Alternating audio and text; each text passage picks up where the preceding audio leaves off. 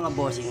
Well, mga bossing, gusto nyo mag Windows 11 kaso sabi nyo mataas ang need na specs, no? Actually hindi na yan totoo. Look, naka Windows 11 Pro tayo and ang specs lang natin ay ito. Actually minimum na to 4 gig. i3 kaya pa yan, diba? Manap lang kayo sa piratebay.se ng Windows 11 Lite. Meron ako na download doon. Marami siya. Merong Super Lite, merong Windows 11 Pro Lite, ganyan. So ito tapos mabilis pa siya mag-install. Unlike doon sa mga dati nating ito hindi maabot ng 20 to 30 minutes tapos na.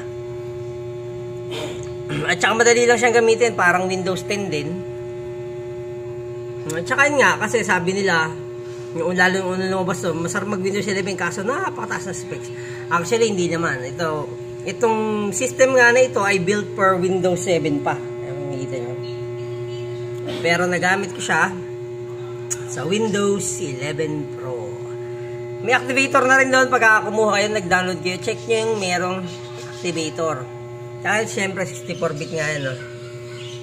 Actually, hindi ko pa na-try. Na-try ko sa mas mababa kung kaya ng i3 or ng kahit mga AMD. Pero, nakalagay naman doon na minimal requirements is ganito. Ganyan, basta may 64-bit capable na processor at meron kang 4 gig na RAM, minimum, kaya na yan. Actually, sa Windows 10 din may hirapan ng talk mo sa 2 gig yan. So, search nyo lang piratebay.org.se or kung ano yung lumabas sa inyo na may, kasi na yan na-block na yung old site ng Pirate Bay.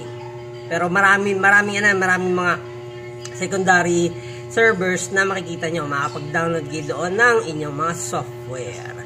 Pero mga gawin natin mga bossing, Windows 11 Pro. Let's rock and roll.